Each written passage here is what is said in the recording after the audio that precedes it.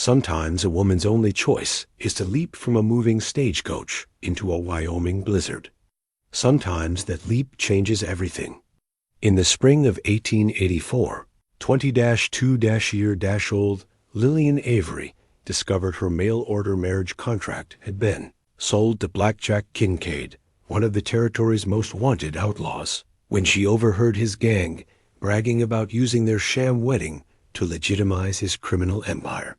She made a desperate escape into the snow-covered wilderness with nothing but her father's unfired Colt and a velvet reticule.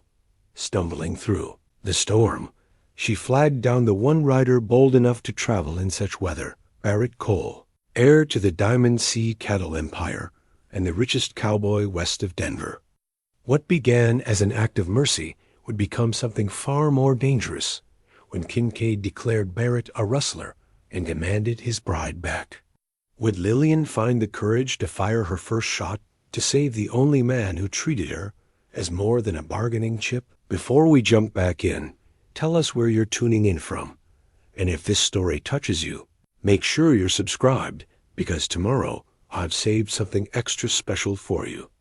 The wind howled across the Wyoming territory like a banshee's cry, carrying with it the scent of snow and the promise of harder days ahead. Through the swirling white curtain of the late spring blizzard, Barrett Cole squinted into his grandfather's silver spyglass, the brass fittings cold against his weathered fingers. The instrument had served 3 generations of Coles, from his grandfather's cavalry days through his father's political campaigns, and now it helped Barrett navigate both the physical landscape and the complex terrain of human nature.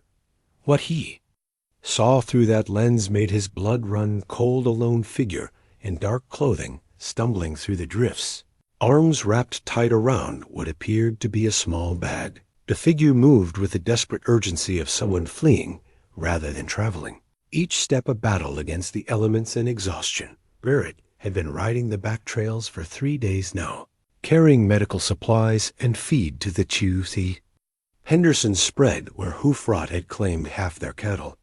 It was the kind of quiet charity he'd learned to conduct in shadows, away from the prying eyes of neighbors who might question why the heir to the Diamond Sea empire concerned himself with struggling homesteaders. His father, Senator Marcus Cole, had made it clear that such associations were beneath their station, but Barrett had long ago stopped caring about his father's opinions on much of anything. The storm had caught him heading home, and any sensible man would have sought shelter hours ago.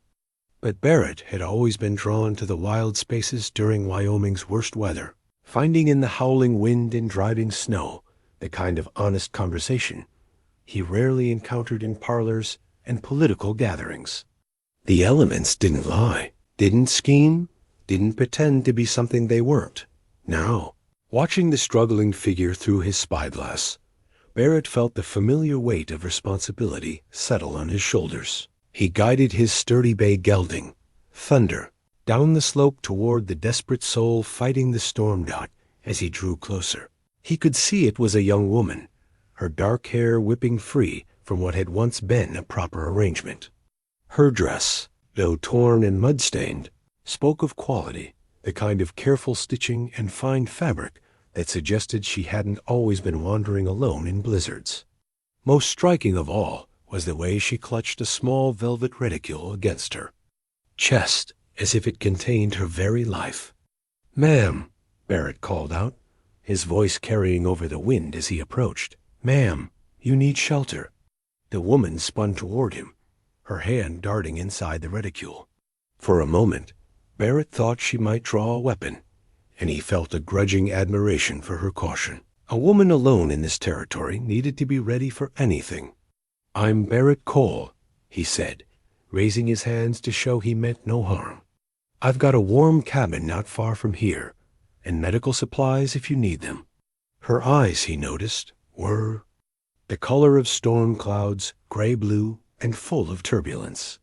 "I don't need charity," she said, though her voice shook with more than cold. "No, ma'am, I don't expect you do. But I'd be a poor excuse for a man if I left you out here to freeze." He shrugged out of his heavy wool duster, the one his mother had made before consumption took her when he was 16. "This storm's got teeth, and it's not finished with us yet." Something in his tone must have convinced her, because she allowed him to drape the coat around her shoulders. It swallowed her small frame, but he could see the grateful way she pulled it tight. "My name is Lillian," she said simply. "Lillian Avery." "Well, Miss Avery, let's get you somewhere warm before we both turn into ice sculptures."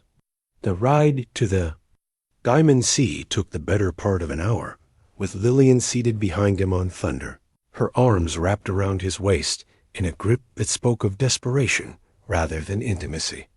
She didn't speak during the journey, but Barrett could feel the tension in her body, the way she startled at every sound that wasn't the wind or the horse's hooves. The Diamond Sea ranch house rose from the landscape like a ship from fog, its windows glowing yellow against the storm. Barrett's grandfather had built it to last, with thick log walls and a stone foundation that had weathered 30 years of Wyoming's worst. The main house was flanked by bunkhouses, barns, and corrals that could shelter 300 head of cattle and 24 horses. It was an empire in miniature, carved from raw wilderness by men who understood that survival required both strength and wisdom. As they approached the front porch, the door swung open to reveal Morning Star, the Apache woman who had been the heart of the Diamond Sea household for the past 5 years. She was perhaps 40 years old, with silver threading through her black hair and eyes that seemed to see straight through to a person's soul. Barrett had hired her after finding her half dead from fever on the trail, but she had quickly proven herself indispensable, part cook, part healer, part keeper of the ranch's conscience. "You bring home strays in every storm," Morning Star said, but her tone was warm with affection. Her English was careful and precise, each word chosen with the deliberation of someone who had learned the language as a matter of survival. "This one looks like she's been running for more than weather." Barrett helped Lillian down from the horse, noting how she stumbled slightly as her feet touched the ground. "Morning Star, this is Miss Lillian Avery. She needs food, warmth, and probably a doctor's attention."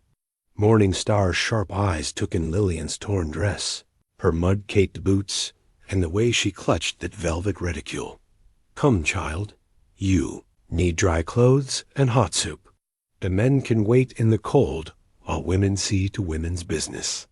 As Morning Star led Lillian into the house, Barrett caught a glimpse of the interior, a massive stone fireplace his grandfather had built, the Indian rugs that added warmth to the polished wood floors, the family portraits that chronicled 3 generations of Cole men and the strong women who had stood beside them.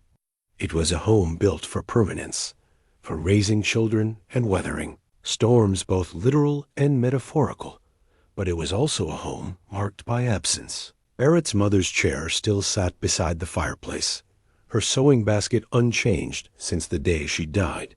His father's study remained locked, the senator preferring his grand house in Cheyenne to the rustic comforts of the ranch. Barrett lived here alone most of the time, save for Morning Star and the rotating crew of cowboys who worked the cattle and kept the place running. He saw to Thunder's care, brushing the horse down and making sure he had warm feed and clean water. The barn smelled of hay and leather, familiar scents that always calmed Barrett's mind. As he worked, he found himself thinking about the woman he'd rescued, Lillian Avery. The name had a refined sound to it, suggesting education and breeding, but there had been something in her eyes that spoke of recent trauma. The way she'd reached for what he suspected was a weapon, the desperation in her grip as they rode through the storm, the careful way she'd given only her name and nothing more. By the time he returned to the house, Morning Star had worked her. Usual magic. Lillian sat by the fire, wrapped in one of Barrett's mother's dresses, a simple blue wool that complemented her eyes. Her hair had been braided and pinned, revealing the elegant line of her neck and the determined set of her jaw. She looked, Barrett thought, like a woman who had been through hell but refused to be broken by it. "The soup will be ready soon," Morning Star announced, ladling something fragrant from a pot hanging over the fire. "And I've prepared the guest room. She'll need rest before she can tell us what she's running from." Lillian looked up sharply at those words. "I'm not running from anything. I'm traveling to meet my intended husband." Morning Star and Barrett exchanged glances. "In this weather?" Barrett asked gently, "without proper supplies or escort?" Color rose in Lillian's cheeks. "My situation is complicated. Most situations worth having are," Barrett said, settling into the chair across from her. "But you're safe here, Miss Avery. Whatever brought you out into that storm, you're safe now." For a moment, her composure cracked, and Barrett saw the fear beneath her careful control. "I don't know if anywhere is safe anymore," she whispered. Morning Star set a bowl of soup before Lillian, the steam rising like incense in the firelight. "Safety isn't a place, child. It's a choice. The choice to trust, to stand, to fight when fighting is what's needed." As Lillian ate, Barrett found himself studying her face in the flickering light. There was strength there, he realized, the kind that came from facing hard truths and surviving them. But there was also vulnerability, the kind that made a man want to stand between her and whatever had put that haunted look in her storm-gray eyes. Outside, the wind continued to howl. But inside the Diamond Sea, 3 people sat in the warm circle of firelight, each carrying their own secrets, their own burdens. Barrett didn't know what had brought Lillian Avery into his path, but he was beginning to understand that this storm had delivered more than just another soul in need of shelter. It had brought him someone who might need the kind of protection that went far beyond a warm fire and a dry bed. And Barrett Cole, for all his wealth and carefully cultivated reputation, had always been a man who understood that some things were worth fighting for, no matter the cost. The pounding on the Diamond Sea's front door came at dawn, sharp and insistent as rifle fire. Barrett was already dressed and drinking coffee in the kitchen when the sound echoed through the house, but something about its urgency made him set down his cup with deliberate care. Morning Star appeared from the pantry, her dark eyes alert.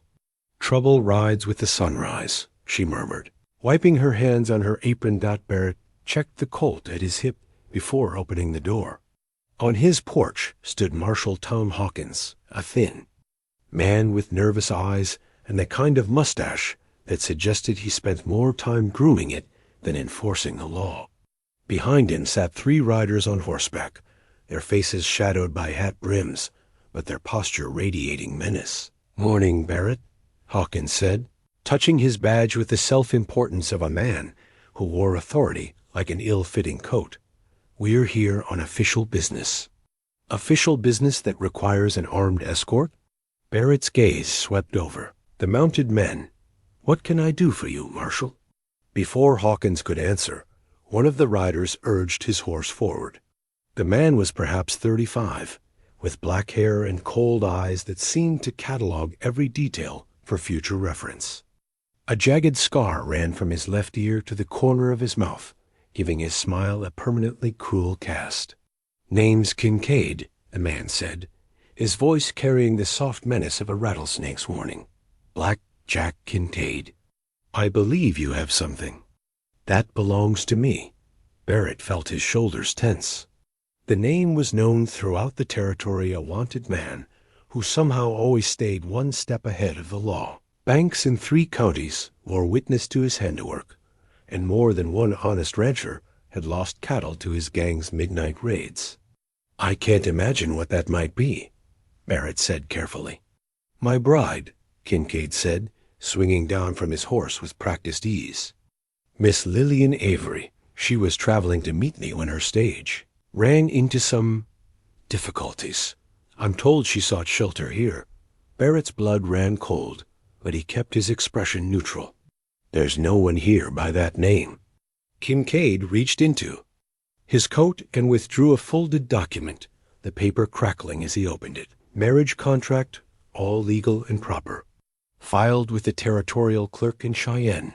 Miss Avery is contracted to marry me, and any man who interferes with that arrangement is breaking the law." Marshal Hawkins nodded eagerly.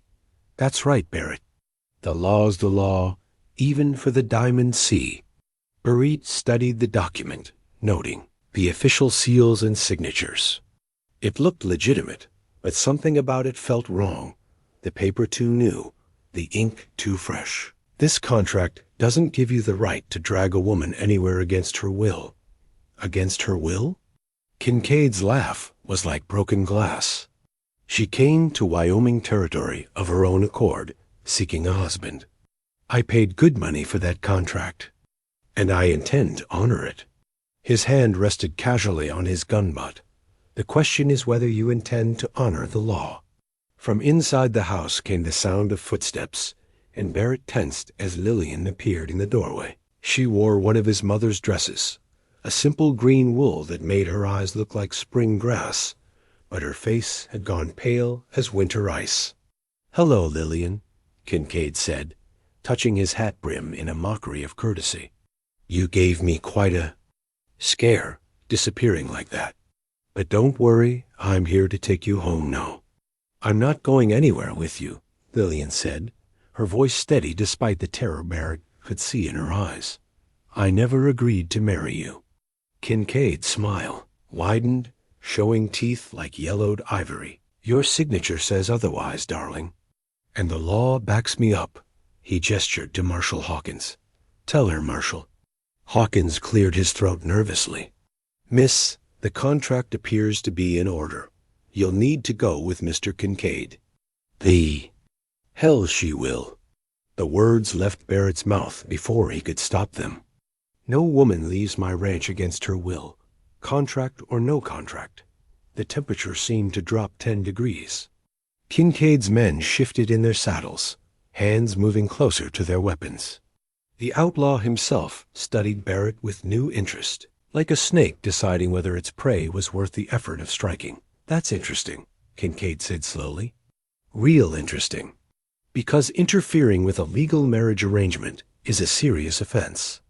Some might even call it rustling stealing another man's property." "A woman isn't property," Barrett said, his own hand now resting on his Colt. "The law says different, and Marshal Hawkins here represents the law."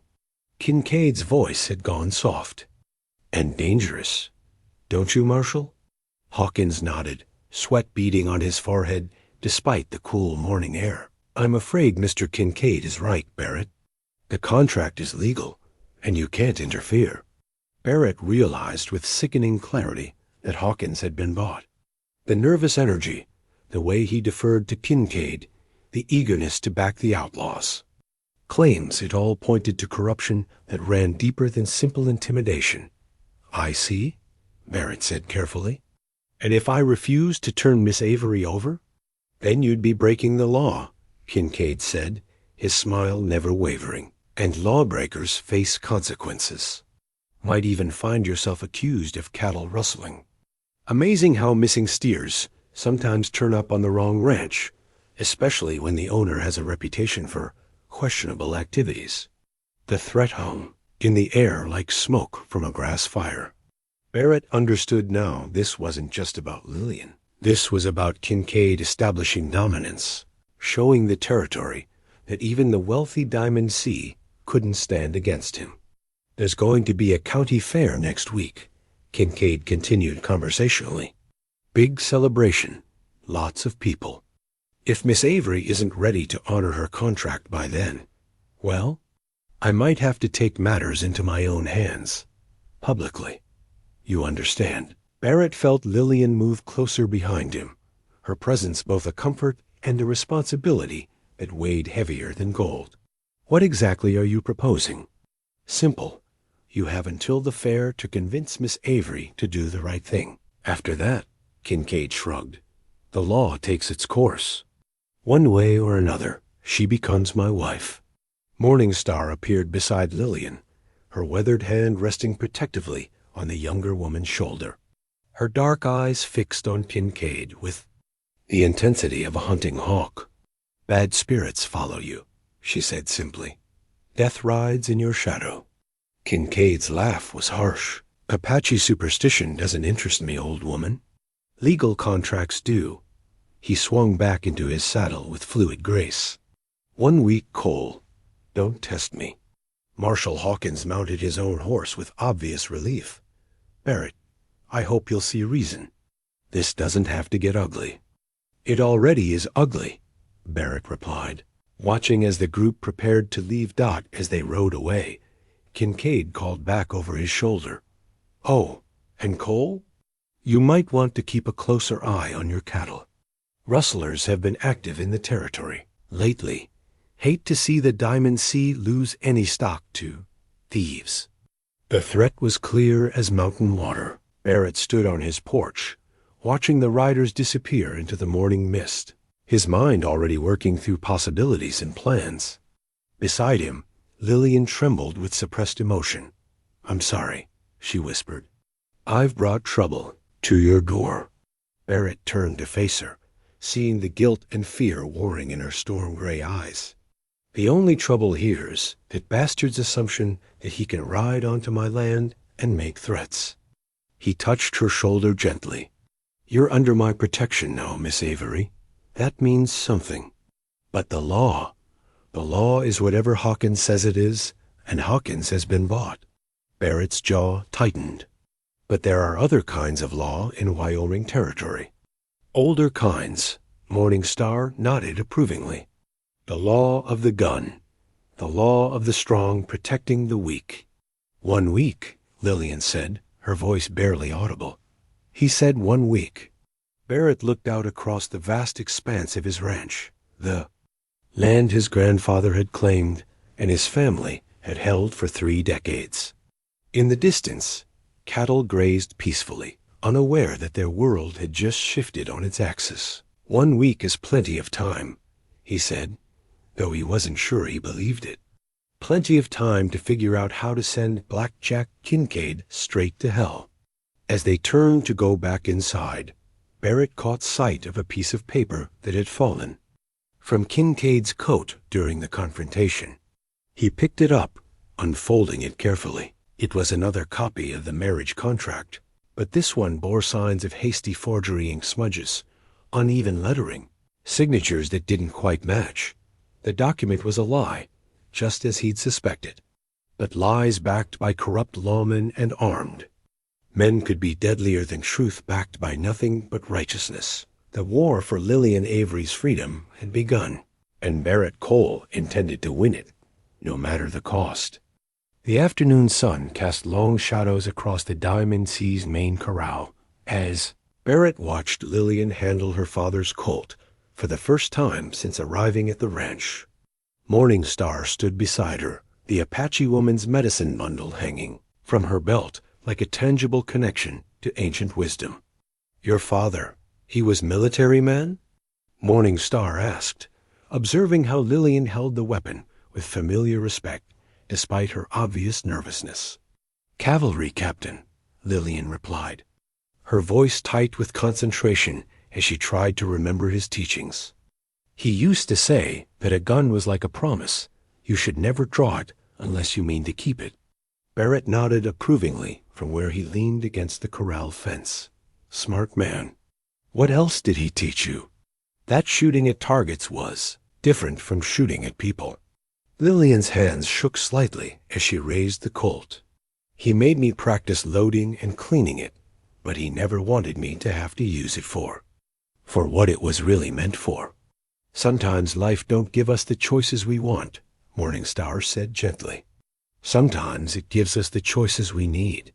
The medicine bundle at her waist contained sacred herbs and stones passed down through generations of her people, items that could heal wounds, both physical and spiritual. Barrett had seen her work with injured horses and sick cattle, her hands moving with the certainty of someone who understood that healing often required understanding the source of pain. Lillian fired 6 shots at the wooden targets Barrett had set up, each one finding its mark, though not quite where she'd aimed. Her form was good. Her father had taught her well, but her confidence wavered with each pull of the trigger. Better, Barrett said as she reloaded. But you're thinking too much. Trust your instincts. My instincts tell me to run, Lillian admitted, holstering the weapon with careful precision. "Keep running until I find somewhere Kincaid can't follow." "Running won't solve this," Barrett said, though he understood the impulse. Men like Kincaid don't give up. They follow. They wait. They strike when you least expect it. As if summoned by his words, Charlie Brennan came riding hard from the eastern pastures, his horse lathered with sweat. Barrett recognized the urgency in the young cowboy's posture before he'd even reached the corral. "Boss," Charlie called out as he swung down from his mount, "we got problems. Found 3 of our steers with their throats cut, left to rot in Willow Creek, and their sign of riders looks like they were watching the ranch." Barrett felt cold anger settle in his gut. How many riders? 4, maybe 5. They stayed well back, but they were there. Charlie's young face was grim. "This is about that woman, isn't it? The one who came in from the storm?" Before Barrett could answer, Lillian stepped forward. "It's about me. I should leave. I won't have innocent people hurt because of my troubles." "You're not going anywhere," Barrett said firmly. And Charlie spread the word to the other hands. "We're doubling the watch, and no one rides alone." As Charlie headed to the bunkhouse to gather the men, Morning Star touched Lillian's arm gently. "Fear makes the spirit small," she said. "Makes it want to hide, to run. But courage makes it grow, makes it fight." That evening, Barrett found himself in the uncomfortable position of seeking help from the one person in Wyoming territory he least wanted to see, his father. The ride to Cheyenne took 2 hours, and every mile reminded him of the gulf that had opened between them since his mother's death. Marcus Cole's house stood on Cheyenne's most prestigious street, a monument to political success that felt as cold and unwelcoming as a mausoleum. Barrett found his father in his study, surrounded by law books and correspondence that spoke of influence and power. "Barrett," the senator said without looking up from his papers, "I heard you'd taken in a stray, some woman causing trouble with unsavory elements." "Her name is Lillian Avery, and she's under my protection," Barrett said, settling into the chair across from his father's massive oak desk. "I need to know about territorial marriage laws, specifically about fraudulent contracts." Senator Cole finally looked up, his pale blue eyes so like Barrett's own studying his son with cool calculation. "Marriage contracts are binding legal documents.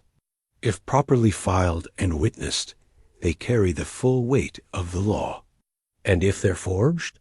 Proving forgery can be complicated, especially if the local law enforcement is disinclined to investigate." The senator leaned back in his chair. "I take it this involves Black Jack Kincaid?" Barrett wasn't surprised his father knew. Marcus Cole made it his business to know everything that might affect his political standing. "He claims to have a legal contract for marriage with Miss Avery. I have reason to believe it's fraudulent. Kincaid has connections, Barrett, men who find his particular skills useful. Crossing him could be problematic." "Are you telling me to hand over an innocent woman to a known outlaw?" "I'm telling you to consider the consequences of your actions. The Diamond Sea is valuable, but it's not invulnerable. There are ways to strip a man of his land, his standing, his future. Kincaid knows those ways." Barrett felt the familiar frustration that came with talking to his father. Everything was political calculation, risk assessment, advantage, and leverage. There was no room for simple right and wrong. What would Mother have done? Barrett asked quietly. For a moment, something flickered in the senator's eyes. Pain, perhaps, or regret. "Your mother is dead, Barrett. She died because she couldn't adapt to the realities of this territory. Don't make the same mistake." The words hung between them like a wall of ice. Barrett stood slowly, understanding once again why he preferred the honest brutality of Wyoming weather to the subtle cruelties of civilized conversation. "I'll find another way," he said. "There is no other way," his father replied, already turning back to his papers. "There's only survival and the price we pay for it." Barrett left the senator's house with a bitter taste in his mouth and no more help than he'd arrived with. But the ride back to the Diamond Sea gave him time to think, to plan, to consider options. That didn't involve political, maneuvering, or legal technicalities. He arrived home to find the ranch in quiet but watchful activity. Chuck Winters, his foreman, met him at the stable with a report that chilled Barrett's blood. More trouble, boss. Found tracks near the house someone's been watching, taking measure of our defenses. And word spreading in town that you're harboring a stolen bride. Some folks are getting nervous about being associated with the Diamond Sea. Barrett wasn't surprised. Fear was Kincaid's most effective weapon, and he wielded it with the skill of a master craftsman. Any of our hands talking about leaving? Not yet, but... Chuck hesitated. This is a good job, but it ain't worth dying for. If Kincaid makes it clear that working for you means war, well, men got families to think about. Barrett understood. These were good men, but they hadn't signed on to fight an outlaw war.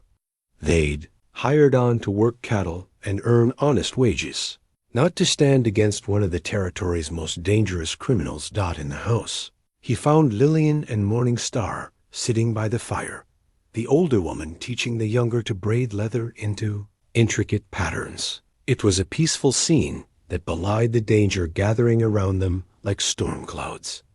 "Any luck with your father?" Lillian asked, looking up from her work. "About what I expected," Barrett admitted, settling into his chair with a weary sigh. "He's more concerned with political consequences than justice."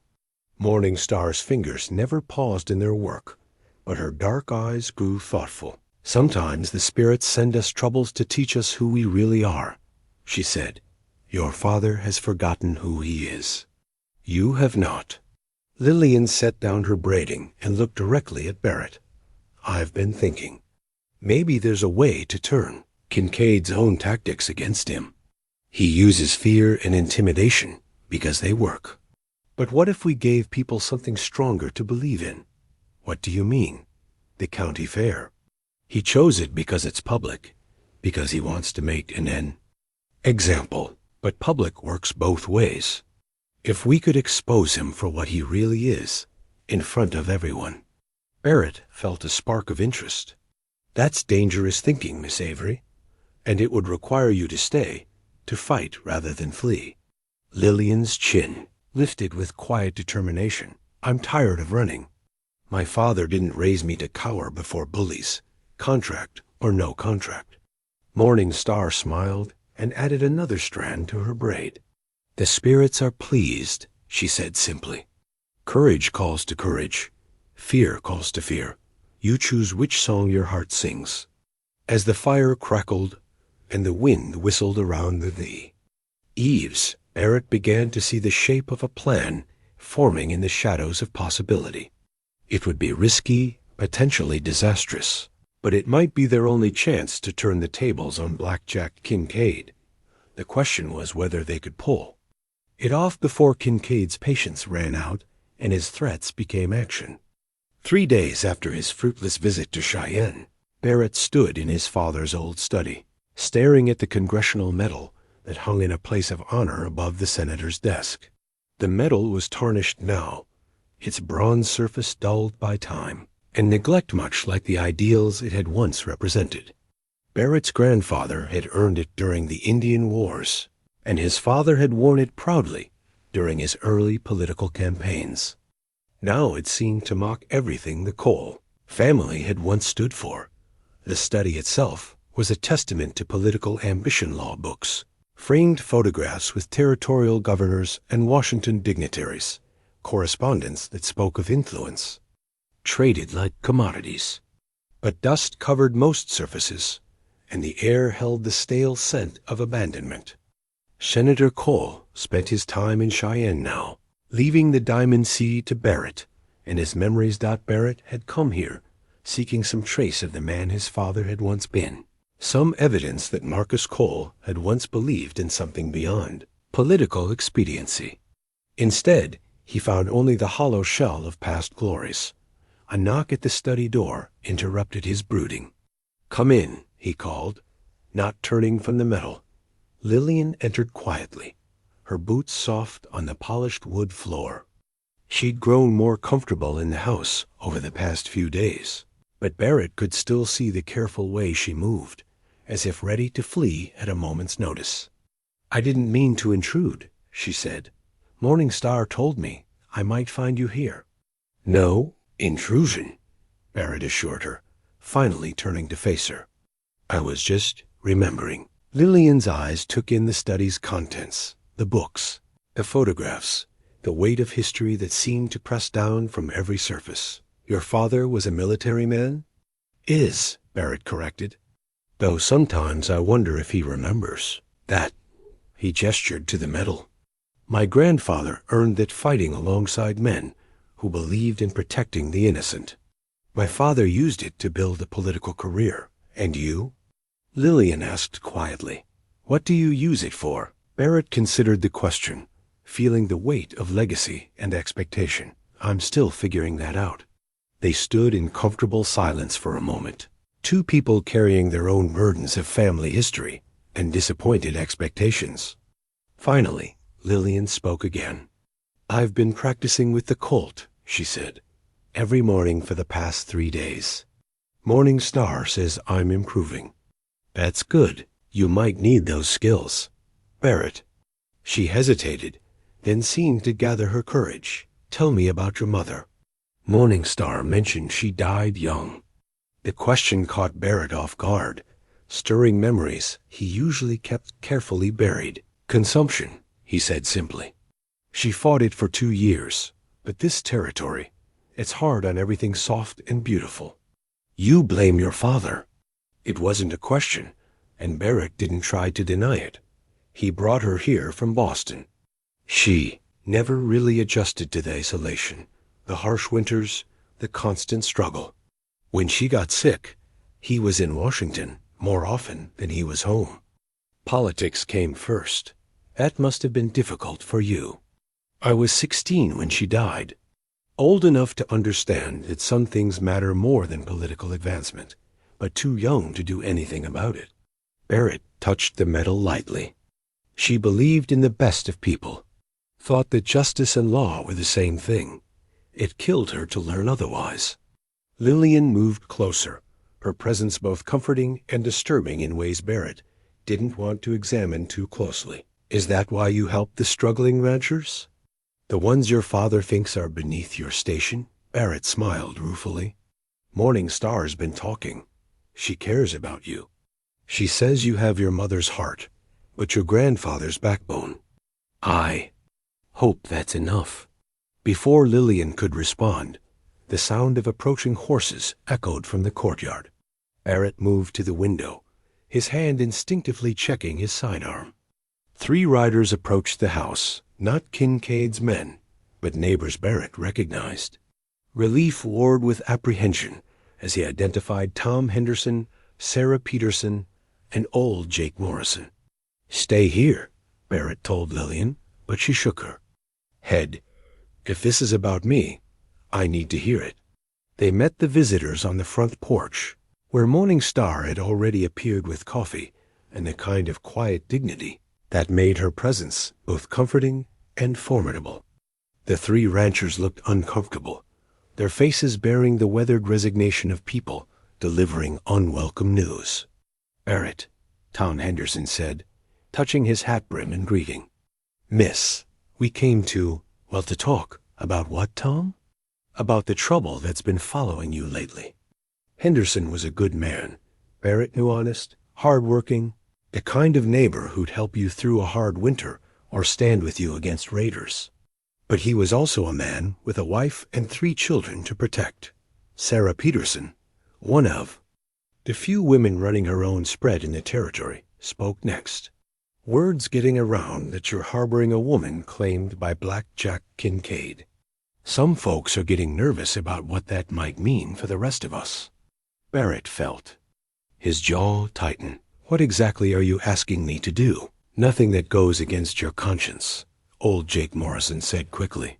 The elderly rancher had been in the territory longer than anyone except Barrett's grandfather. But maybe there's a way to handle this that don't put the whole county at risk. You want me to turn her over to Kincaid. We want you to think about the bigger picture, Henderson said. Kincaid's got connections, Barrett, political ones. He could make life mighty hard for all of us if he sets his mind to it.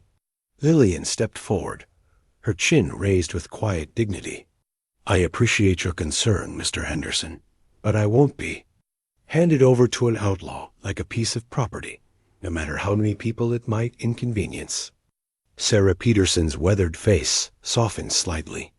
We ain't unsympathetic, miss, but this territory's got a way of making hard choices for people. Hard choices, Morningstar repeated thoughtfully. Yes, sometimes we choose between what is easy and what is right. Sometimes we choose between safety and honor. The spirits watch to see which choice we make. Barrett felt the weight of the moment settling on his shoulders like his grandfather's old cavalry coat. These were good people, people he respected, but they were asking him to abandon everything he believed in for the sake of expedience. I understand your concerns, he said finally, but Miss Avery is under my protection, and she remains so until this matter is resolved properly. The three ranchers exchanged glances. Finally, Henderson nodded slowly. We figured that's what you'd say. Can't say we blame you, though we wish circumstances were different. They are what they are, Barrett replied. After the neighbors left, Barrett found himself standing in the courtyard, watching their dust disappear into the afternoon haze. Lillian joined him, her presence a mixture of comfort and complication. They're frightened, she said. They have a right to be. Kincaid's reputation isn't built on empty threats. I could leave, Lillian said quietly. Disappear into the mountains. Make my own way. It would solve everyone's problems. Barrett turned to face her, seeing the determination and fear warring in her storm-gray eyes. Would it? Or would it just convince Kincaid that intimidation works? That all he has to do is threaten innocent people to get what he wants? What if people get hurt because of me? People are already getting hurt, Barrett said. The question is whether we fight back or let men like Kincaid rule through fear. That evening, as they sat around the dinner table with Morningstar, Barrett found himself studying Lillian's face in the lamplight. She'd changed since arriving at the Diamond Sea, grown stronger, more confident, more willing to stand her ground. But he could also see the cost of that strength, the way she carried herself like someone preparing for battle. Your father would be proud, he said suddenly. Lillian looked up from her plate, surprised. What makes you say that? You're not running. Despite everything, Kincaid's threats, the neighbors' pressure, the legal complications, you're choosing to stand and fight. That takes the kind of courage your father tried to teach you. I'm terrified, Lillian admitted. Courage isn't the absence of fear, Morningstar said, passing the biscuits. It's feeling the fear and choosing to act anyway. Your father knew this. Barrett's mother knew this. Now you must learn it. Barrett reached across the table and touched Lillian's hand gently. You're not alone in this. Whatever happens, you're not facing it alone. For a moment, their eyes met and held, and Barrett felt something shift between them, something deeper than shared danger or mutual respect. It was the recognition that some bonds were forged in fire and made stronger by adversity. Outside, the Wyoming wind howled around the eaves, carrying with it the scent of approaching storm. But inside the Diamond Sea, three people sat in the warm circle of lamplight, bound together by choice and circumstance, preparing to face whatever darkness might come. The tarnished congressional nettle, hanging in the abandoned study, might represent disappointed ideals. But here in the kitchen, around this simple table, Barrett was beginning to understand what true honor looked like. It wasn't about glory or recognition. It was about standing between the vulnerable and the vicious, no matter the cost. The Diamond Sea brand iron lay in the forge fire, its metal glowing cherry red in the pre-dawn darkness. Barrett had been working since before sunrise, preparing for the day's branding while his mind wrestled with plans that grew more complex and dangerous with each passing hour. The brand iron represented more than ranch ownership. It was the symbol of 3 generations of Cole determination, the mark that said this land and these cattle belonged to people who would fight for what was theirs. Chuck Winters stood beside him, the foreman's weathered face grim in the firelight. "Boss, I got to ask, are you sure about this plan? Because if it goes wrong, we're all going to be neck-deep in trouble." Barrett lifted the brand iron from the fire, examining the glowing metal with practiced eyes. "I'm not sure about anything, Chuck, but doing nothing isn't an option anymore." The plan they'd been developing was audacious, risky, and potentially catastrophic. In 3 days, the county fair would begin, and with it would come Kincaid's deadline. But instead of simply waiting for the Outlaw's move, Barrett intended to force the confrontation on his own terms. "Run through it one more time," Chuck said, checking his pocket watch. "The boys need to understand their parts exactly."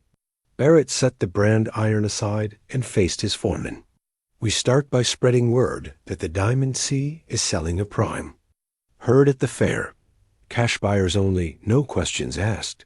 That should draw Kincaid's attention. He won't be able to resist the opportunity for easy profit. And Miss Lillian? She'll be there as Mrs. Catherine Morrison, a wealthy widow from Denver, looking to invest in Wyoming cattle. She'll publicly reject Kincaid's marriage claim while our men get into position around the fairgrounds." Chuck frowned. "That puts her right in the line of fire. She insisted on it. Says she won't hide while other people fight her battles." "And if something goes wrong?" Barrett picked up the brand iron again, feeling its weight and heat. "Then we improvise. But we don't let Kincaid win." The sound of approaching footsteps made both men turn. Lillian emerged from the house, dressed in riding clothes and carrying a leather case that Barrett recognized as Morning Star's medicine bundle. The Apache woman followed close behind, her dark eyes alert and watchful.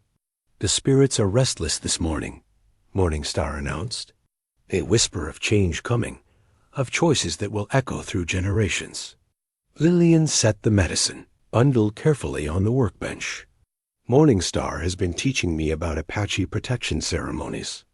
She thinks we might need all the help we can get." Barrett studied the bundle with interest. Inside, he knew, were sacred items passed down through Morning Star's family herbs for healing, stones for strength, symbols of power that connected the physical world to the spiritual one. The Apache woman had shared some of her knowledge with him over the years, but this was the first time she'd offered to perform a full protection ceremony. "What does it involve?" Barrett asked. "Acknowledgement," Morning Star said simply. "Acknowledgement that some fights are bigger than the people who fight them. That courage is a gift from the spirits, and gifts must be honored." As the sun climbed higher, more of the Diamond Sea hands gathered in the courtyard. Barrett had sent riders to the distant line camps, calling in every cowboy who could be spared from essential duties. What he saw filled him with quiet pride. Men who could have drifted to safer jobs, but chose to stand with their boss despite the danger. Jake Sullivan, barely 18, but already tough as rawhide, checked his rifle for the 3rd time. "Boss, my pa was at Little Bighorn with your grandfather. He used to say that some fights come to you whether you want them or not, and the only choice is how you face them." "Your pa was a wise man," Barrett replied. "He also said that the measure of a man ain't how many fights he wins, but how many people he protects while he's winning them." Barrett felt the weight of responsibility settle heavier on his shoulders. These men were trusting him with their lives, their futures, their family's security.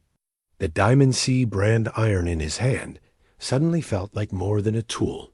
It was a symbol of everything he was sworn to protect. Lillian approached him as he watched the men prepare their equipment. "Barrett, I need to tell you something." "What is it?" "I've been thinking about what happens after." Assuming we win. Assuming. Kincaid is exposed and arrested, what then? Barrett turned to face her fully, struck by the complexity of the question. What do you mean? I mean. Lillian hesitated, then seemed to gather her courage. I came to Wyoming territory as a mail-order bride because I had nowhere else to go. My family is gone. My options were limited. If we defeat Kincaid, what happens? To me, then? Do I simply disappear again? Barrett felt something tighten in his chest at the thought of Lillian leaving. Over the past week, she'd become more than just someone he was protecting. She'd become part of the fabric of the Diamond Sea, part of his daily thoughts and concerns. You could stay, he said quietly. There's always room at the Diamond Sea for people who belong here. Belong, Lillian repeated thoughtfully. It's been a long time since I belonged anywhere. Morning Star approached them, her medicine bundle now arranged on a blanket spread on the ground. Before we speak of the future, we must survive the present. The protection ceremony, it requires truth from all who participate. Truth about why we fight, what we defend, what we are willing to sacrifice. Barrett looked around at his assembled men, at Lillian standing resolute beside him, at Morning Star preparing her ancient rituals in the shadow of his grandfather's ranch. Then let's speak truth. The ceremony was unlike anything Barrett had experienced. Morning Star burned sage and sweet grass, the smoke rising in spirals that seemed to carry prayers skyward. She painted symbols on Barrett's forehead with clay mixed with water from the ranch's oldest well, symbols that she said would help him see clearly in the coming battle. The spirits of this land know you, she told him. Know your grandfather's courage, your mother's compassion, your own determination to protect those who cannot protect themselves. They will stand with you. When she turned to Lillian, the Apache woman's expression grew thoughtful. You carry pain, she said simply. Pain from loss, from betrayal, from running. But also strength. Strength that grows from surviving what should have broken you. The clay symbols Morning Star, painted on Lillian's face, were different from Barrett's spirals that spoke of journeys and transformations, of finding home in unexpected places. The spirits see your heart, Morning Star continued. See that you do not fight for yourself alone, but for all women who have been treated as property, as things to be bought and sold. Your courage will inspire others. As the ceremony concluded, Barrett felt a strange sense of peace settle over him. The fear was still there, the knowledge that they were about to face deadly danger, but it was tempered by certainty, that they were doing the right thing, that some causes were worth any risk. Chuck Winters approached with the final details of their plan. The fair starts tomorrow, boss. Word's already spreading about the cattle auction. Half the territory will be there, including Kincaid. Count on it. Man like that can't resist a chance to show his power in front of a crowd. Barrett nodded, his mind already moving through the sequence of events they'd planned. The mock auction would draw Kincaid into town, where honest lawmen from neighboring counties would be waiting. Lillian's public rejection of his claims would force him to show his true nature in front of witnesses. And if everything went according to plan, the outlaw would find himself surrounded by men who couldn't be bought or intimidated. If everything went according to plan. There's one more thing, Lillian said, her voice quiet but determined. If something happens to me during this, if Kincaid manages to, nothing's going to happen to you. Barrett interrupted. But if it does, Lillian continued firmly, I want you to know that these have been the best days of my life. Here, at the Diamond Sea, with people who treated me like I mattered. If I die tomorrow, I die free. Barrett felt emotion tighten his throat.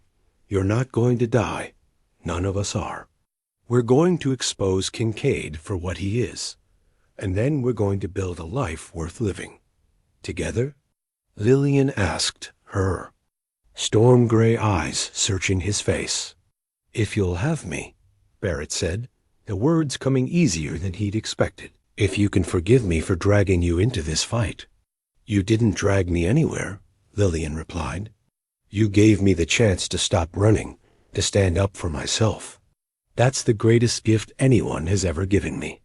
As the sun set over the Wyoming mountains, painting the sky in shades of gold and crimson, Barrett stood with Lillian on the ranch house porch, watching their men make final preparations. Tomorrow would bring the county fair, and with it, the confrontation that would determine not just their individual fates, but the future of justice in the territory. The Diamond C. brand iron lay cooling in the forge, its metal now dark and ready for use. Barrett thought of his grandfather, who had carved this ranch from wilderness through sheer determination, and his mother, who had believed that goodness could triumph over evil if people were willing to fight for it. Tomorrow, they would find out if she'd been right.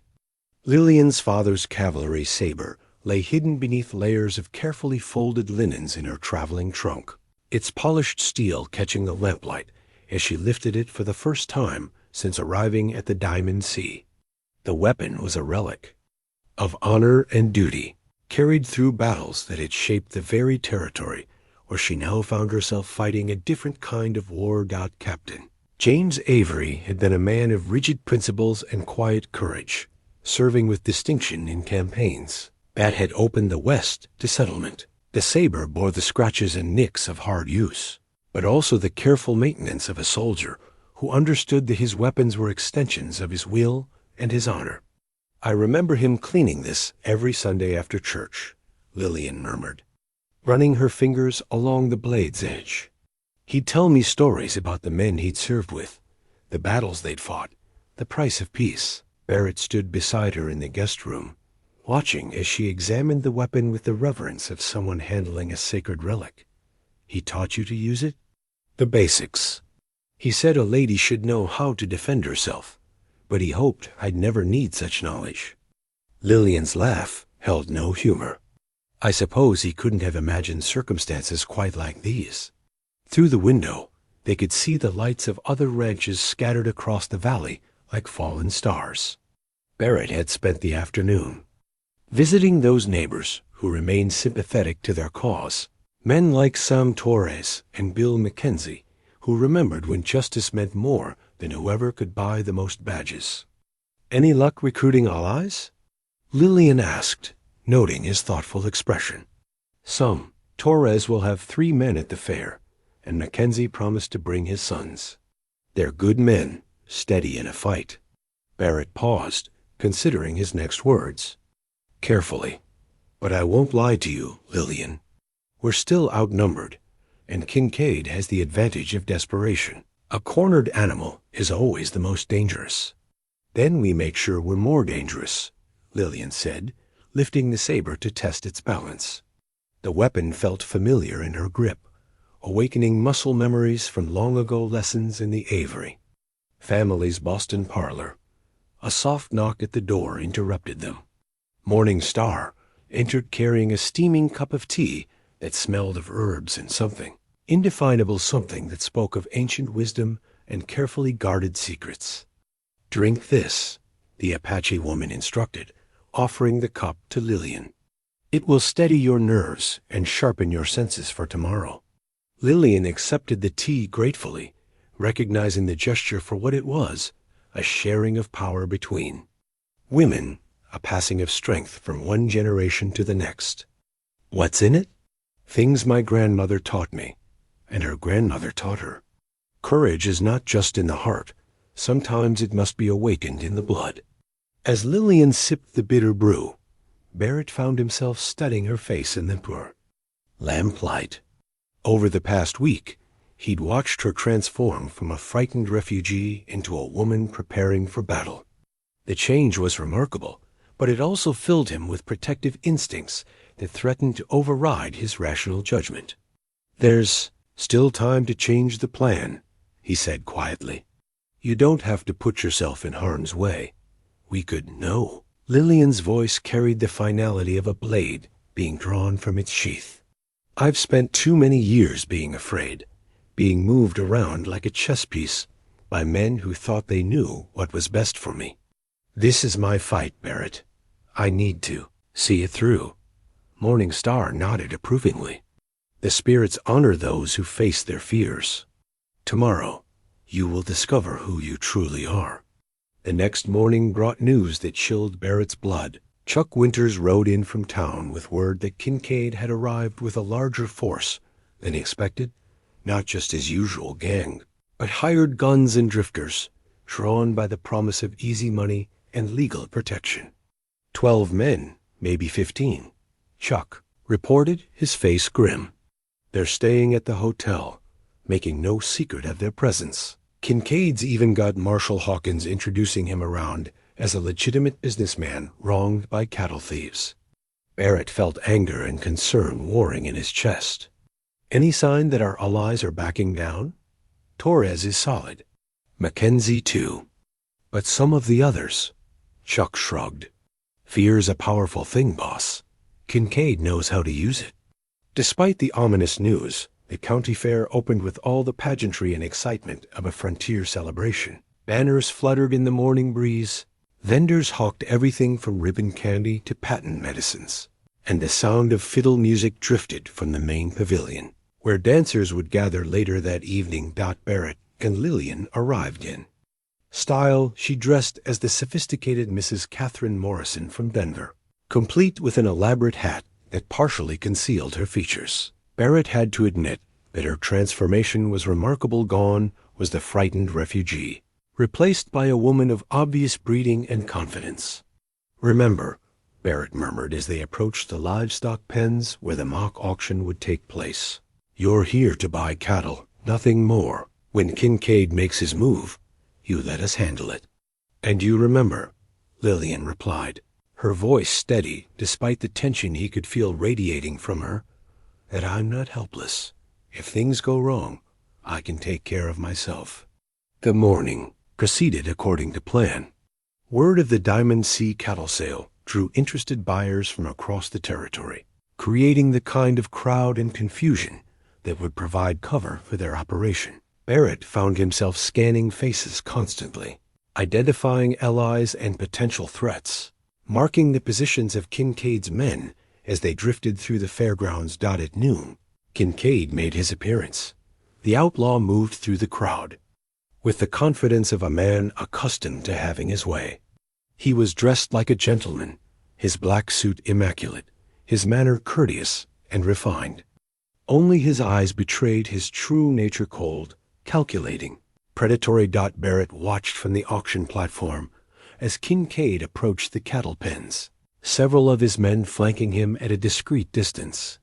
The outlaw's gaze swept the assembled crowd, lingering on the well-dressed woman who stood near the front with obvious interest in the proceedings. Fine-looking stock, Kincaid commented to no one in particular, his voice carrying just enough to be heard by nearby buyers. Diamond Sea always was known for quality. It was a probe. Barrett realized Kincaid testing the waters, gauging the crowd's reaction to his presence. The outlaw was too smart to make his move precipitously. He would wait, watch, choose his moment, with the careful calculation of a hunter stalking prey.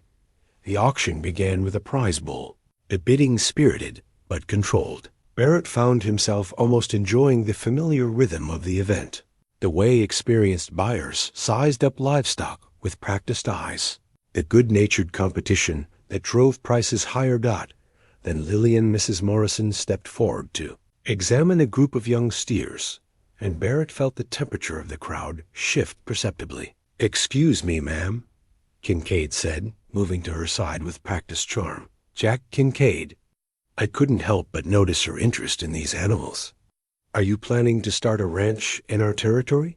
Lillian turned to face him with the poise of a woman accustomed to male attention.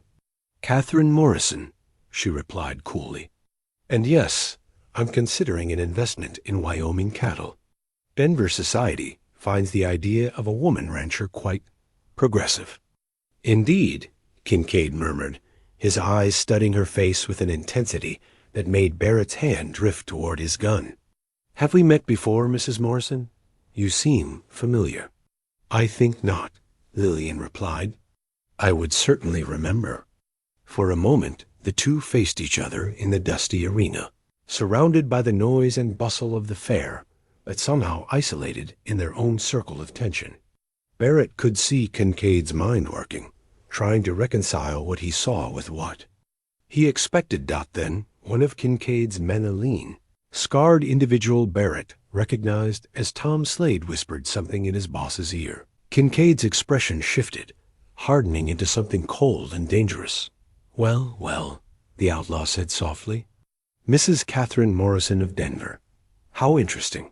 How very convenient. Barrett knew their time had run out. Whatever game they'd been playing was over, and the real battle was about to begin. The Pinkerton detective badge lay hidden in the false bottom of Barrett's saddlebags, its silver surface worn smooth by years of careful concealment. As Kincaid's men began to close in around the auction area, Barrett made a decision that would change everything. He reached for the badge and pinned it to his vest, letting the afternoon sun catch its polished metal. Ladies and gentlemen, Barrett called out, his voice carrying across the suddenly quiet fairgrounds. I'm Agent Barrett Cole of the Pinkerton Detective Agency, operating under federal authority to investigate territorial corruption. The reaction was immediate and electric. Gasps rippled through the crowd. Conversations died mid-sentence, and even Kincaid seemed momentarily stunned by the revelation. Lillian's face went pale as she stared at Barrett, her storm gray eyes wide with shock. And something that might have been betrayal for the past 6 months, Barrett continued, his voice steady despite the hammering of his heart. I've been investigating a network of corrupt officials, fraudulent land deals, and criminal enterprises that have been bleeding this territory dry. Today, that investigation comes to an end. Kincaid recovered his composure with predatory grace. How convenient, he said, his voice dripping with false amusement. A Pinkerton badge. I wonder how much those cost these days. It's real, Barrett replied, producing a folded document from his coat. As is this federal warrant for your arrest, on charges of mail fraud, extortion, cattle rustling, and conspiracy to defraud the territorial government. The outlaw's hand moved toward his gun, but Barrett's voice stopped him. I wouldn't, Jack. You're surrounded by federal agents and territorial marshals from 3 counties. The game is over. It was only partially true Barrett had managed to arrange for 2 deputy marshals from neighboring counties to attend the fair. But the federal agents were mostly his own cowboys and allied ranchers. Still, the bluff held weight, especially when backed by official documents and the authority of his badge. Lillian found her voice, though it trembled with emotion. You're a Pinkerton detective. This whole time you've been lying to me. Barrett felt her words like a physical blow. I couldn't tell you. The investigation was too sensitive, too many lives at stake. So I was what bait? A convenient way to draw Kincaid into the open? Before Barrett could answer, Kincaid laughed a sound like breaking glass. Oh, this is rich. The lovely Miss Avery discovers her protector has been using her all along. How does it feel, sweetheart, to learn that you're just another piece in someone else's game? Shut up, Barrett snarled, but the damage was done. He could see the hurt in Lillian's eyes, the way her hand moved instinctively to her father's hidden Colt. No, she said quietly, her voice carrying a dangerous edge. Let him talk. I want to hear all of it. Kincaid's smile widened. Your heroic cowboy isn't what he seems, darling. Been working for the Federals for years, I'd wager. That charity work, that concern for struggling ranchers, all part of his cover. Even his wealth is probably government money, designed to make him look legitimate. The accusations stung because they contained grains of truth. Barrett's Pinkerton work had begun 3 years ago when his father, despite their estrangement, had used his political connections to bring the agency's attention to territorial corruption. The Diamond C's finances had indeed been supplemented by government funds meant to support his cover identity. his charitable work among struggling ranchers had served the dual purpose of gathering intelligence and maintaining his reputation as a good neighbor. It wasn't all false, Barrett said, looking directly at Lillian. My feelings for you, my desire to protect you, that was real. That is real. How can I believe anything you say? Lillian's voice broke slightly. How do I know this isn't just another lie, another manipulation? Marshal Hawkins chose that moment to assert himself, his nervous energy finally boiling over into action. Badge or no badge, Cole, you're interfering with a legal marriage contract. That makes you an outlaw, yourself. A contract obtained through fraud, Barrett replied, pulling out the forged document he'd found after Kincaid's first visit. Take a look at the signatures, Marshal. Compare them to Miss Avery's actual handwriting. This contract is worthless. But, even as he spoke, Barrett could see that Kincaid was preparing for violence.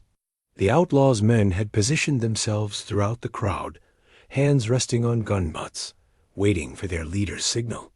The situation was balanced on a knife's edge, and Barrett knew that one wrong move would turn the county fair into a battlefield. You know what I think? Kincaid said conversationally, his eyes never leaving Barrett's face. I think that badge is as fake as your whole identity. I think you're a cattle thief and a kidnapper, and I think it's time the good people of this territory saw some real justice. The outlaw's hand moved toward his gun, and Barrett tensed for the draw that would decide everything. But before either man could clear leather, Lillian stepped between them. Stop, she commanded, her voice ringing with authority that made both men freeze. Both of you, stop this madness.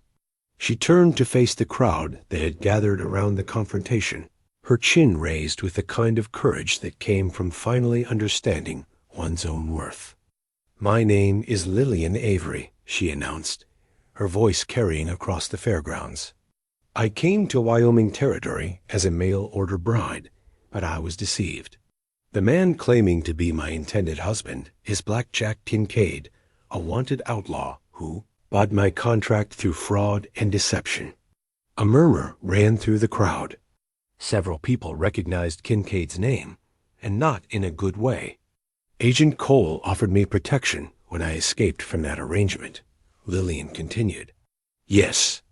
He lied about his identity. Yes, he used his investigation as an excuse to help me. But his protection was real, his kindness was real, and his courage in standing up to this criminal is real. She turned back to Barrett, her eyes still holding hurt, but also something else understanding, perhaps, or forgiveness. I don't like being lied to, Agent Cole, but I understand why you did it. And I'm grateful for everything you've done, even if your methods were questionable. Kincaid's face had darkened with rage. Enough of this charade. Hawkins, arrest them both for conspiracy and cattle theft. But Marshal Hawkins hesitated, glancing nervously between the Pinkerton badge, the federal warrant, and the hostile faces of the crowd. For the first time, Barrett realized that the corrupt lawman was beginning to understand which way the wind was blowing. That is, Hawkins stammered. What Marshal Hawkins is trying to say, came a new voice, is that he's under arrest for corruption and conspiracy. Barrett turned to see his father, Senator Marcus Cole, approaching through the crowd. Behind him walked two men Barrett recognized as genuine federal marshals, their badges and authority beyond question. Hello, son, the senator said quietly. Sorry I'm late. Traffic from Cheyenne was terrible. The revelation that Barrett's own father was involved in the investigation sent another shock through the crowd. Kincaid's men began to look around nervously, realizing that what they'd thought was a simple kidnapping case had turned into something much larger and more dangerous. Senator Cole, Kincaid said, his voice now holding a note of uncertainty. I wasn't aware you were interested in local law enforcement matters. Oh, I'm very interested, Marcus Cole replied, especially when those matters involve federal crimes and territorial corruption. You see, Mr. Kincaid, This investigation has been going on for quite some time. My son's work has been exemplary, and your organization has been under surveillance for months." Barrett felt a mixture of surprise and grudging respect for his father. Despite their personal differences, the senator had played his part in the investigation perfectly, maintaining the illusion of estrangement while secretly coordinating with federal authorities.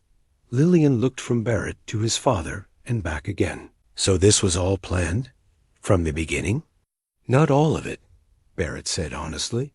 "Finding you in that storm, bringing you to the ranch, that wasn't part of any plan. That was just what happened.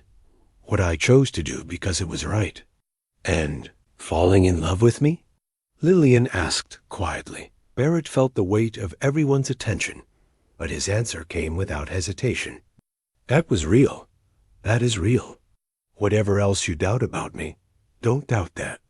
The moment of honesty hung in the air like smoke from a grass fire. Then Kincaid's patience finally snapped, and his hand moved toward his gun with deadly intent. But Barrett was ready, and the long-delayed confrontation finally began in earnest. The county fair's Liberty Bell replica stood silent in its wooden tower above the main pavilion, its bronze surface dulled by afternoon shadows, but somehow watchful, as if waiting to witness the moment when justice would finally ring true across the Wyoming territory. Barrett could see it from his position near the auction platform, a symbol of the ideals that had drawn his grandfather west, and that now hung in the balance of what was about to unfold. In the tense moments following his father's arrival, Barrett found himself caught between relief and apprehension. The revelation of his Pinkerton identity had changed everything, but not necessarily in ways that made the coming confrontation safer. If anything, Kincaid now understood that he was trapped, and trapped animals were always the most dangerous.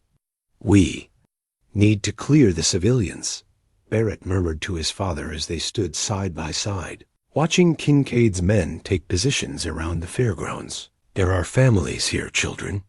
Senator Cole nodded grimly. "Already arranged. Marshal Peterson and his men are quietly evacuating the non-combatants through the north gate. But it'll take time, and I don't think Kincaid is going to give use much of that." Barrett's eyes found Lillian in the crowd. She stood near the livestock pens, her hand resting on her reticule where he knew she carried her father's Colt. Despite everything, the revelations, the hurt, the danger, she hadn't fled. She was staying to see this through, and Barrett felt a surge of pride mixed with terror at the thought of her in harm's way. "Son," his father said quietly, "about the investigation, about the deception, later," Barrett interrupted. "We'll talk about it later. Right now, we need to focus on staying alive." Chuck Winters appeared at Barrett's elbow, his weathered face grim. "Boss, got word from Torres and Mackenzie. They're in position with their men, but Kincaid's got more guns than we figured. This is going to be ugly." Barrett nodded, his mind calculating odds and angles. Kincaid had perhaps 15 men scattered throughout the fairgrounds, but Barrett's allies numbered only 8 or 9 reliable fighters. The federal marshals added legitimacy, but not much firepower. They were lawmen, not gunfighters, and this situation called for both. "What about the town?" Barrett asked. "Any support from the local folks?" "Some," Chuck replied. "Doc Martins got his shotgun, and Jake Morrison brought his sons. But most folks are just trying to get their families to safety." It was about what Barrett had expected. Frontier justice was a fine concept until bullets started flying, and then most sensible people found pressing business elsewhere. Morningstar materialized beside them with the silent grace that always made Barrett wonder if she had some supernatural connection to the land itself. Her medicine bundle hung at her side, and her dark eyes held the kind of certainty that came from visions or instincts too deep for ordinary understanding. "The spirits are gathering," she said simply. "Old spirits, warrior spirits. They have been waiting for this moment." "What moment?" Barrett asked, though he wasn't sure he wanted to know the answer. The moment when the wheel turns, when old debts are paid and new paths opened. She looked directly at Lillian, the moment when a frightened girl becomes a warrior woman. Lillian had approached during this exchange, her face pale but determined. "I need to know something," she said, looking directly at Barrett. "Was any of it real? The kindness, the protection, the way you looked at me?" Barrett felt the weight of the question, understanding that his answer would determine not just their personal future, but perhaps his ability to function in the coming fight. A man couldn't shoot straight when his heart was divided. "All of it," he said simply. "The investigation brought me to Wyoming, but you changed everything. You made me remember why justice matters, why some things are worth fighting for, no matter the cost. Even if I can't forgive the lying, even then, whether you forgive me or not, whether you stay or go after this is over, I'm going to love you for the rest of my life." The words hung in the air between them, honest and vulnerable, in a way that made Barrett feel exposed. But Lillian's expression softened slightly, and she stepped closer. "We'll talk about forgiveness later," she said. "Right now, we have a fight to win." The sound of splintering wood drew their attention to the main pavilion, where Kincaid's men were overturning tables and benches to create makeshift barricades. The outlaw himself stood on the pavilion's raised platform, his black coat flapping in the afternoon breeze like the wings of some carrion bird. "Folks," Kincaid called out, his voice carrying across the fairgrounds with the practiced projection of a man accustomed to commanding attention. "I'm afraid there's been a misunderstanding. These so-called federal agents are imposters, and I'm here to see that justice is properly served." "He's good," Senator Cole muttered. "I'll give him that. Making himself sound like the injured party." "He's desperate," Barrett corrected, "and that makes him more dangerous than good." Marshal Peterson, one of the legitimate federal officers, stepped forward with his badge displayed prominently. "Jack Kincaid, you're under arrest for mail fraud, extortion, and conspiracy. Surrender yourself and your men, and no one else needs to get hurt." Kincaid's laughter echoed off the pavilion's wooden walls. "I don't think so, Marshal. You see, I've got a legal marriage contract and a legitimate grievance. Mr. Cole, there has been harboring stolen property, my bride, and interfering with lawful business." "The contract is fraudulent," Peterson replied. "We have evidence." "Evidence can be manufactured," Kincaid interrupted, "especially by corrupt federal agents working with cattle thieves and kidnappers." Barrett realized with growing alarm that Kincaid was actually winning the war of words. To the handful of civilians still present, the situation must look confusing at best. A wanted outlaw claiming to be a legitimate businessman, federal agents who might or might not be imposters. A marriage contract that both sides claimed was either legal or fraudulent. In the absence of clear moral certainty, people tended to side with whoever seemed strongest, and Kincaid's men were making an impressive show of force. "Time to end this," Barrett said, stepping forward into the open space between the two groups. "Kincaid, you and I both know what this is really about. It's not about marriage contracts or federal investigations. It's about your power to intimidate and corrupt, and my determination to stop you. Is it now?" Kincaid's smile was sharp as a blade. "And what do you propose, Agent Cole? A duel at high noon? How delightfully old-fashioned." "I propose you surrender yourself and your men to federal custody. Do that, and I guarantee you'll get a fair trial and proper treatment." "And if I refuse?" Barrett's hand rested casually on his gun butt. "Then we settle this the hard way." The fairgrounds had grown eerily quiet, the usual sounds of celebration replaced by the tension of impending violence. Even the wind seemed to hold its breath, waiting for the moment when words would give way to action. Kincaid glanced around at his positioned men, calculating odds and angles with the cold precision of a professional killer. Barrett could almost see the outlaw's mind working, weighing the costs and benefits of various courses of action. "You know what I think?" Kincaid said finally. "I think you're bluffing. I think you've got maybe half a dozen real fighters and a handful of federal agents who've never been in a real gunfight. I think when the shooting starts, you're going to discover that justice is just another word for whoever has the most guns." "Maybe," Barrett acknowledged. "But there's only one way to find out." As if his words were a signal, the Liberty Bell in its tower began to chime not with the celebratory peals of a county fair, but with the slow, solemn tolls that marked momentous occasions. Someone, Barrett realized, had decided it was time for justice to ring across the Wyoming territory. The last chime faded into silence, and Barrett knew the talking was over.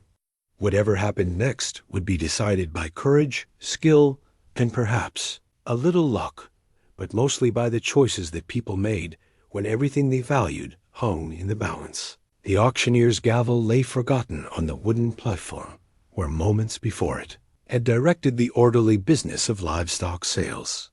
Now it served as an ironic reminder of how quickly civilized proceedings could dissolve into primitive violence, its polished oak surface reflecting the harsh afternoon sun that seemed to spotlight the confrontation unfolding. Beneath the county fair's colorful banners, Barrett's hand hovered near his Colt as Kincaid's men completed their positioning. Around the fairgrounds, the outlaw had chosen his moment well. The evacuation of civilians was only half complete, leaving enough innocent bystanders to complicate any law enforcement response. Women clutched their children, while husbands debated whether to flee or stand and fight, their faces reflecting the terrible uncertainty of frontier justice. "Last chance, Kincaid," Barrett called out, his voice carrying across the dusty arena. "Surrender now, and this ends without bloodshed." Kincaid's response was to draw his gun with the fluid grace of a man who had killed before and expected to kill again. "I don't think so, Agent Cole. You see, I've built a reputation in this territory, and that reputation is worth more than my life." The first shot came not from Kincaid, but from one of his men positioned near the horse corrals, a wild shot that shattered a water barrel and sent splinters flying. It was the signal both sides had been waiting for, and the county fair erupted into chaos. Barrett dove behind the auction platform as bullets whined overhead, his mind automatically cataloging the positions of Kincaid's men and his own allies. Chuck Winters had taken cover behind an overturned wagon with two of the Diamond C hands, their rifles already speaking in measured volleys. Torres and his men were engaging targets near the main pavilion, while Mackenzie's sons had found good positions in the livestock pens. The federal marshals, to their credit, were performing their duty with professional competence despite being outnumbered and outgunned. Marshal Peterson had taken position behind the judge's stand, his badge glinting as he called out warnings to civilians still caught in the crossfire. But it was Lillian who surprised everyone. As bullets flew and men dove for cover, she moved with purposeful calm toward the main pavilion where Kincaid had positioned himself. Barrett's heart nearly stopped as he saw her walking upright through the chaos, her father's Colt now visible in her hand, her face set with the kind of determination that came from finally understanding one's own power. "Lillian, get down!"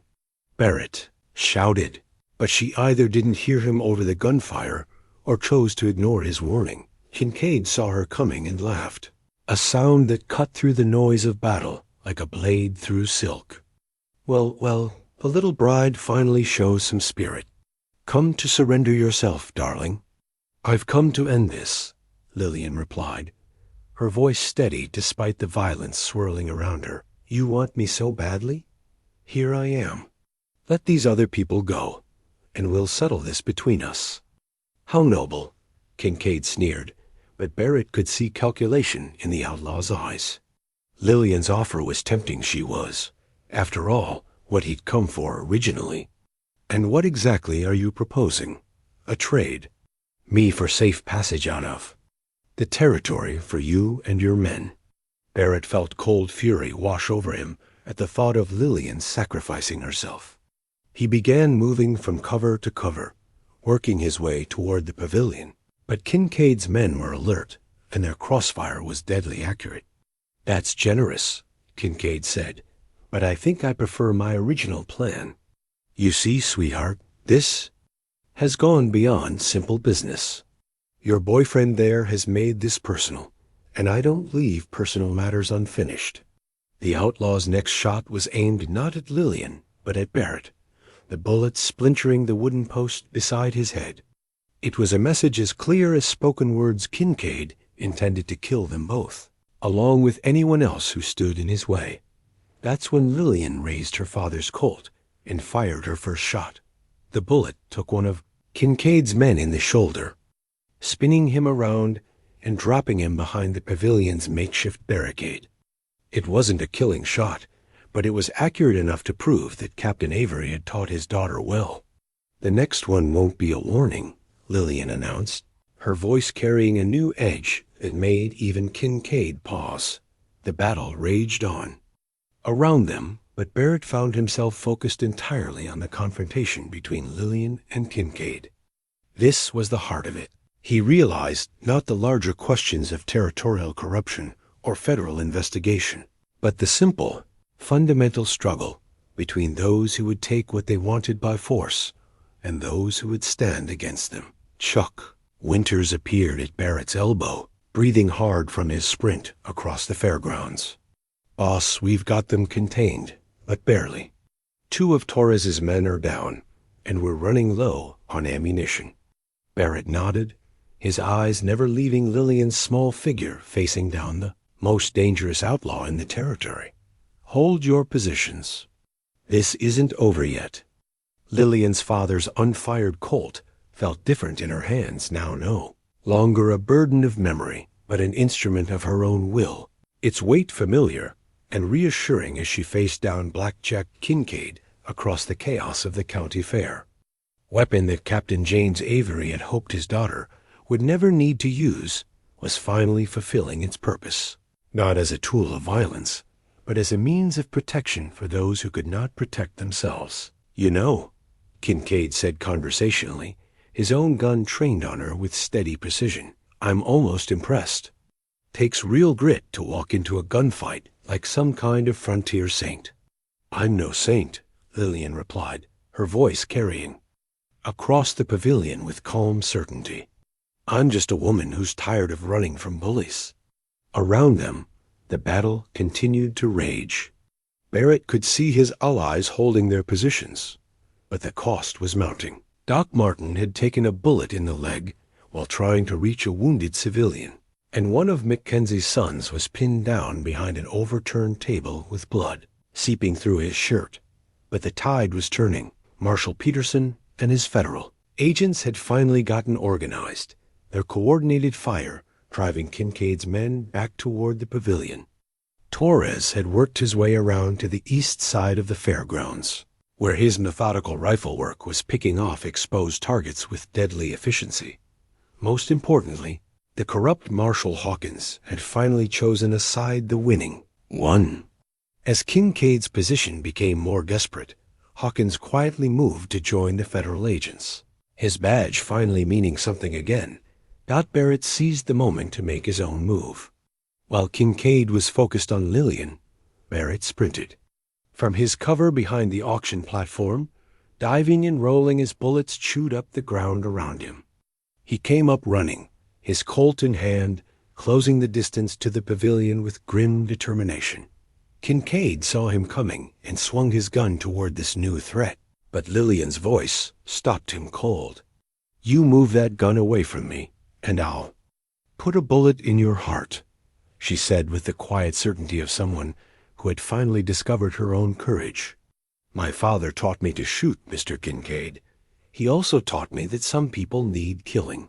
The outlaw found himself caught between 2 threats, Barrett approaching from one side, Lillian holding steady from the other. His remaining men were either down or retreating, and the sound of federal badges shouting orders was growing louder by the moment. "You're finished, Kincaid," Barrett called out as he reached the edge of the pavilion. Your men are surrendering. Your corrupt marshal has switched sides, and you're surrounded by federal agents. Give it up." For a moment, Kincaid seemed to consider the offer. His cold eyes swept the fairgrounds, taking in the tactical situation with the calculating mind of a professional survivor. Barrett could almost see him weighing his options, looking for some angle that might yet save his skin, and the outlaw's face hardened into something terrible and final. "If I'm going down," he snarled, "I'm taking her with me." Kincaid's gun swung back toward Lillian with deadly intent, but she was ready. The lessons her father had drilled into her as a girl breath control, sight picture, smooth trigger pull came. Together in a moment of perfect clarity, the Colt bucked in her hands, its report echoing across the fairgrounds like thunder. Kincaid's shot went wild as Captain Avery's bullet found its mark, spinning the outlaw around and dropping him to the pavilion's wooden floor. Barrett reached them both in 3 quick strides, his own weapon trained on Kincaid as the man writhed, on the ground, clutching his shoulder. It wasn't a killing wound, but it was enough to end the fight. "It's over," Barrett said, and for the first time in what felt like hours, his voice held something other than tension. "It's finally over."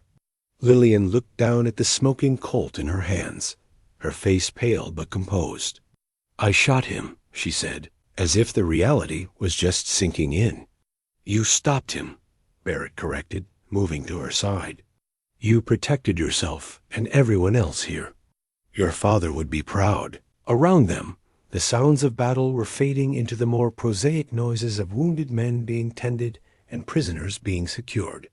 Marshal Peterson approached with federal handcuffs, his professional demeanor barely concealing his relief that the confrontation had ended without more bloodshed. "Jack Kincaid," Peterson announced formally, "you're under arrest for mail fraud, extortion, conspiracy, and attempted murder. You have the right to remain silent."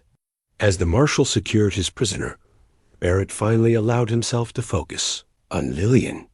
She stood quietly in the afternoon sunshine, still holding her father's Colt, her storm gray eyes reflecting a mixture of emotions too complex for easy naming. "How do you feel?"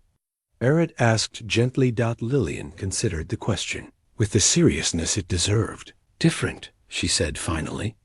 "Like I'm not the same person who jumped from that stagecoach a week ago." "You're not," Barrett agreed. "You're stronger now. Stronger than you ever knew you could be." Morning Star appeared beside them with her usual silent grace, her medicine bundle still hanging at her side. The Apache woman studied Lillian's face with eyes that seemed to see straight through to the soul. "The spirits are pleased," she announced. "You have found your courage, and your courage has found you. The circle is complete." As federal agents and local allies worked to restore order to the fairgrounds, Barrett found himself thinking about the journey that had brought them to this moment. A week ago, he'd been a lonely detective living a lie in service to a greater truth. Lillian had been a frightened refugee, fleeing from a fate she couldn't control. Now, they stood together in the wreckage of their enemies' ambitions, forever, changed by the choices they'd made and the courage they'd found in each other. The county fair's Liberty Bell chimed again from its tower, but this time the sound was celebratory, the voice of justice finally speaking clearly across the Wyoming territory. The simple gold wedding band caught the morning light streaming through the Diamond C's kitchen window, its smooth surface unmarked by the elaborate engravings or precious stones that might have adorned the jewelry of wealthier couples. But Barrett had chosen it specifically for its simplicity, a symbol of honest love rather than ostentatious display, a promise as enduring as the Wyoming landscape that surrounded their home. 3 months had passed since the county fair confrontation. 3 months of healing and rebuilding and learning to live with the consequences of courage. Black Jack Kincaid sat in the territorial prison awaiting federal trial, his network of corruption finally exposed to the harsh light of justice. Marshal Hawkins had been stripped of his badge and faced his own legal proceedings, while honest. Men like Marshal Peterson worked to restore faith in territorial law enforcement. Barrett's Pinkerton investigation had officially concluded with commendations from Washington and a standing offer to take on additional assignments. He'd politely declined, choosing instead to focus on the Diamond Sea and the life he was building with the woman who had shown him what real courage looked like. Second thoughts? Lillian asked, appearing in the kitchen doorway dressed in the simple blue dress that had become her favorite, the same color as the wool she'd worn that first night when Morning Star had worked her quiet magic of transformation. About marrying you? Barrett smiled, slipping the ring into his vest pocket. Never. About whether I deserve you? Every day. Stop that, Lillian said firmly, moving to the stove where coffee percolated with cheerful bubbling sounds. We've had this conversation. We both made choices that brought us here, and they were good choices. Through the window, Barrett could see the guests beginning to arrive for their wedding ceremony. Sam Torres and his family had ridden over from their spread, along with Bill Mackenzie and his sons. Doc Martin came in his buggy, his legs still stiff from the bullet wound, but his spirits high. Even some of the townspeople, who had been skeptical during the investigation, had come to pay their respects to the couple whose courage had helped clean up the territory. Most surprising of all was Senator Marcus Cole's presence. Barrett's father had arrived the previous evening, his manner awkward but sincere, as he tried to bridge the gap that had opened between them years ago. I know I haven't been the father you needed, the senator had said during their private conversation the night before. Your mother's death, the political pressures, the way I threw myself into work to avoid dealing with grief, it wasn't fair to you. We both made mistakes, Barrett had replied, surprised by his own willingness to forgive. But maybe it's not too late to make better ones. Now, watching his father help arrange chairs in the front yard, Barrett felt something he hadn't experienced in years: hope for reconciliation, for the possibility that families could heal even after deep wounds. Morning Star emerged from the guest bedroom, where she'd been helping Lillian with final preparations. The Apache woman's face glowed with the satisfaction of someone whose deepest hopes had been fulfilled. She is ready, Morning Star announced. The spirits are pleased. They say this union will bring many blessings to the land. Barrett nodded, touched by the older woman's approval. Over the past months, Morning Star had become more than just the heart of the Diamond Sea. Household, she'd become the bridge between his old life and his new one. The keeper of wisdom that helped them all navigate the complexities of love and forgiveness. The ceremony itself was simple, conducted by Judge Harrison from the county seat, a man whose integrity had been proven during the investigation and its aftermath. They spoke their vows under the cottonwood tree where Barrett's grandfather had once signed the deed to the Diamond Sea, surrounded by friends and family and the vast Wyoming sky that seemed to bless their union with its endless promise. Do you, Barrett Cole, take this woman to be your lawfully wedded wife, to have and to hold, in sickness and in health, for richer or poorer, for better or worse, until death do you part? I do, Barrett said, looking into Lillian's storm-gray eyes and seeing there the courage that had saved them both. Do you, Lillian Avery, take this man to be your lawfully wedded husband, to have and to hold, in sickness and in health, for richer or poorer, for better or worse, until death do you part? I do, Lillian replied, her voice carrying the same steady certainty she'd shown when facing down Black Jack Kincaid. The simple gold band slipped onto her finger with gentle precision, and Barrett felt the last piece of his life fall into place with satisfying completeness. After the ceremony, as guests shared food and conversation under the warm afternoon sun, Barrett found himself standing on the porch with Lillian, watching their friends and family celebrate their union. Chuck Winters was telling stories to a group of fascinated children, while Torres and Mackenzie debated the merits of different cattle breeds with the passionate intensity of men who lived close to the land. Any regrets? Barrett asked, echoing Lillian's earlier question. Only one, Lillian said, leaning against his shoulder with comfortable familiarity. "I wish my father could have been here to see this, to see me finally find my place in the world." Barrett squeezed her hand gently. "I think he can see it. And I think he's proud." As the sun began to set over the Wyoming mountains, painting the sky in shades of gold and crimson, Barrett thought about the journey that had brought them to this moment. A week of deception and danger had transformed into months of honest courtship and steady love. Fear had given way to courage, loneliness to companionship, uncertainty to the solid foundation of mutual respect and shared purpose. The Diamond C brand iron still lay in the forge, ready for the spring branding that would mark another year of growth and prosperity. Barrett's Pinkerton badge was locked away in his father's old desk, a reminder of duties fulfilled and a chapter closed. Lillian's father's Colt hung above the fireplace, honored not as a weapon of war, but as a symbol of the courage that protected the innocent.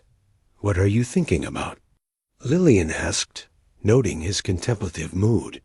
"About circles," Barrett replied. "About how sometimes the ending of one story is really the beginning of another. And what story are we beginning?" Barrett looked out across the vast expanse of the Diamond Sea, seeing not just land and cattle, but possibility.